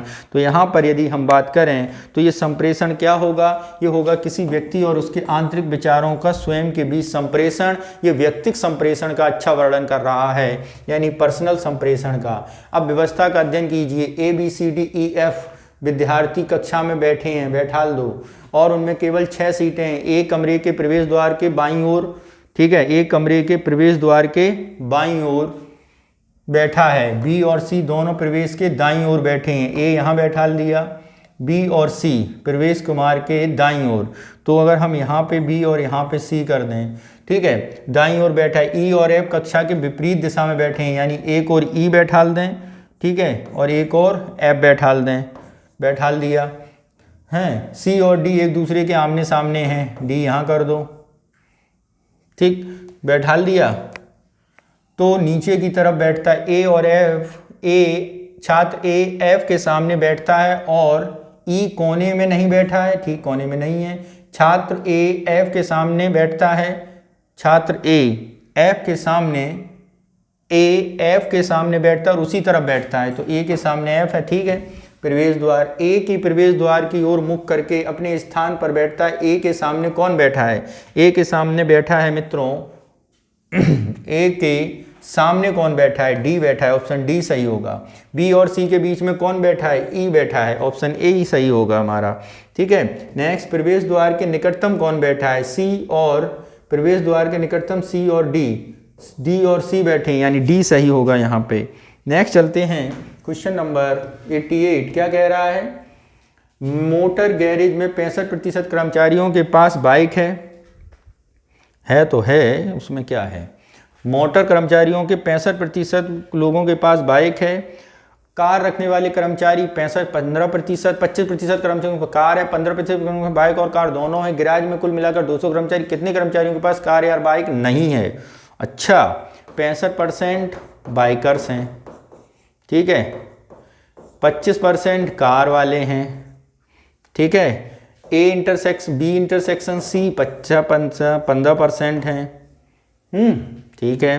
तो घटा दें, घटाओ, 65 + 25 - 15 आएगा 75%। क्या आ गया? 75%। तो उन कर्मचारियों की संख्या, ठीक है, उन कर्मचारियों की संख्या जिनके पास बाइक या कार है वो कितने हो गए? 75%। ऐसे कर्मचारी प्रतिशत जिनके पास ना बाइक है ना कार है, वो अगर हम बात करें तो 100 - 75 यानी कितना हो गया? 25%। तो 25% निकालना है और टोटल कितने हैं? 100, 200, तो 200/25 ये काट दिया, यानी 50। तो 50 लोग ऐसे हैं जिनके पास गैराज में न कार है न बाइक है, ठीक है। नेक्स्ट चलते हैं क्वेश्चन नंबर 89। एक सेल्समैन ए के लिए कोई वस्तु खरीदता है और उसकी कीमत लागत 20% अधिक अंकित है, ठीक है, कर दो अंकित, ठीक, और 20% छूट पेश करके वह कितना लाभ या हानि होगा? तो यानी लागत मूल्य ए है, ठीक है, तो 20% अधिक से तो 120 A/100, ठीक, खरीदता है और उसकी लागत मूल्य 20% अधिक अंकित कर दी 20% की छूट दे दी। अब 20% की छूट भी उसने दे दी तो 120 A/100 मल्टीप्लाइड बाई ACA 80/100, यानी अब कीमत हो गई 96। 80 घटाए इसमें 96a/100, ठीक है। लागत मूल्य कितनी हो गई, a माइनस 96a/100 यानी हो गया 4a/100, ठीक है। प्रतिशत जब हम इसका निकालेंगे तो 4a इंटू 100/a, ये कट गया, यानी कितने प्रतिशत हुआ लाभ, उसे लाभ हुई, उसे हानि हुई कितनी, 4% की, ठीक है। नेक्स्ट चलते हैं क्वेश्चन नंबर। अमन ने 2 वॉशिंग मशीन प्रत्येक को 10,000 रुपये में बेच दिया। वॉशिंग मशीन पर 10% लाभ और दूसरी पर 10% हानि। लेन देन में उसे कुल कितना पूरे लेन देन में उसे कितना लाभ और कितना हानि हुआ। 10% लाभ 10 माइनस 10 प्लस माइनस 100/100,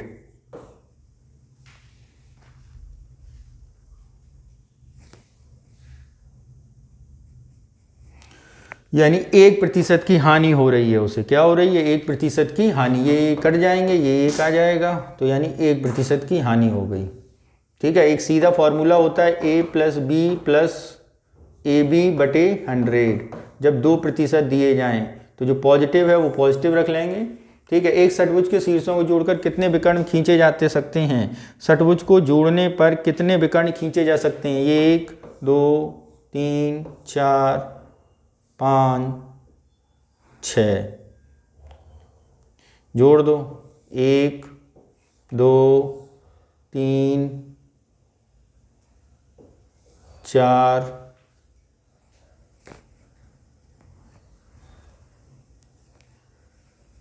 5 6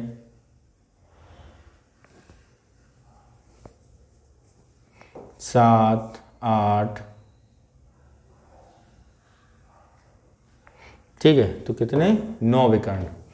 वेदांत और सुरेश भाई हैं, मासिक आय का अनुपात इतना है और उनका इतना है, फिर प्रत्येक माह 6,000 की बचत है, मासिक आय ज्ञात कीजिए। तो जब इसे हल करेंगे, इसका फॉर्मूला होता है n(n-3/2), तो 6 इक्वल टू 6 माइनस 3/2, ये कट गया 3, तो यानी 3 इंटू 3 यानी 9। ये फॉर्मूला होता है विकर्ण निकालने का। अब मासिक आय में अगर हम बात करें तो मित्रों, मासिक आय निकलेगी जब सॉल्व करेंगे तो 42,000 रुपये। नेक्स्ट चलते हैं। एक संगठन विश्वविद्यालय के अंदर औपचारिक अंतर क्या विशेषता है। तो यहाँ पर जाएंगे तो ये होगा संरक्षित अधिकार चैनलों का अनुसरण करता है, ऑप्शन बी हमारा सही होगा। नेक्स्ट चलते हैं क्वेश्चन नंबर 94। कौन कथन औपचारिक संचार का सबसे अच्छा वर्णन करता है। आधिकारिक चैनलों और प्रोटोकॉल का पालन करते हुए संरक्षित, आकस्मिक और सहज अक्सर संस्थापित ढांचे के बाहर गठित होना, संगठनात्मक पदानुक्रम सख्ती से पालन करता है, आधिकारिक घोषणाएं और ज्ञापन शामिल है। तो यहाँ पर यदि हम बात करें कौन सा ऑप्शन सही हो जाएगा, तो आकस्मिक और सहज, ये ऑप्शन क्या होगा, सहज होगा। यह टमाटर सब्जी की टोकरी में टमाटर आलू प्याज हैं, तो टमाटरों की संख्या आलू के बराबर, टमाटरों की संख्या प्याज की दुगनी, प्याज की संख्या कितनी होगी। तो यहाँ पर जब हम ये करेंगे तो आपका आएगा आलू की संख्या के आधे के बराबर। नेक्स्ट है x² x- विभाजित करने पर शेषफल ज्ञात कीजिए। तो जब हम इस पर सॉल्व करेंगे शेषफल ज्ञात करने की बाद, तो ये आएगा ऑप्शन सी, 3 शेषफल आएंगे, ठीक है। नेक्स्ट चलते हैं क्वेश्चन नंबर 97। क्या है, एक महिला 100 अंक वाली वस्तु की छूट के बराबर लाभ लेती है और 80 रुपये मिलते हैं, वस्तु का मूल्य क्या होगा। तो वस्तु का मूल्य होगा 66.66 रुपये। नेक्स्ट है, एक कक्षा में लड़कियों का औसत वजन इतना है, तो जब इसे हम सॉल्व करेंगे तो इसका भी ऑप्शन आएगा 4। नेक्स्ट चलते हैं क्वेश्चन नंबर 99। नीचे दिए कथन और बताइए। तो ये पढ़िए, क्या है, पौधे की पत्तियां हरी, पौधे chlorophyll, A fill B fill. तो यहाँ पर जब सॉल्व करेंगे तो आएगा आंसर सी, दोनों व्याख्या करते हैं। ये आ गया आपका कथन शराब, तो ठीक है। तो जब इसे सॉल्व किया, शराब सेवन की सामग्री इलाकों को खाद्य विषाक्तता पाचन का मामले बढ़ रहे हैं। धारणा है, ग्रामीण इलाकों में कई लोग शराब का सेवन कर रहे हैं, इलाकों में अनाधिकृत शराब की दुकानें खुली हुई हैं, ठीक है। तो यहाँ पे बताना है, तो यहाँ पे क्या है, शराब का सेवन ग्रामीण इलाकों में अपचन मामले बढ़ रहे हैं। तो पहले वाले से कोई मतलब दूसरा सही, केवल 2 अंतर्निहित है, यानी ऑप्शन बी हमारा सही होगा। तो इस तरह बच्चों हमने आज यूपी पीसीएस का पेपर संख्या 12 सॉल्व किया। शेष पेपर भी अपलोड कर दिए जाएंगे और उसके साथ ही 17 तारीख को जो आपका पीसीएस का पेपर है उसमें मन लगा के पढ़ाई करिए। आपका पेपर और आपका प्रयास ज़रूर सफल हो, ऐसी हमारे चैनल के माध्यम से ईश्वर के प्रति ये प्रार्थना है। तो आप लोग तैयारी करिए और अन्य पेपर भी सॉल्व किए जाएंगे। और जो इतिहास का वीडियो डाला जा रहा है वो आपके प्री की एग्ज़ाम को देखते हुए बनाया गया है। तो इसका तीसरा पार्ट आज डाला जाएगा वैदिक पीरियड में, और इससे क्वेश्चन ज़रूर आएंगे, तो आप इसको ज़रूर देखिए। Thank you very much.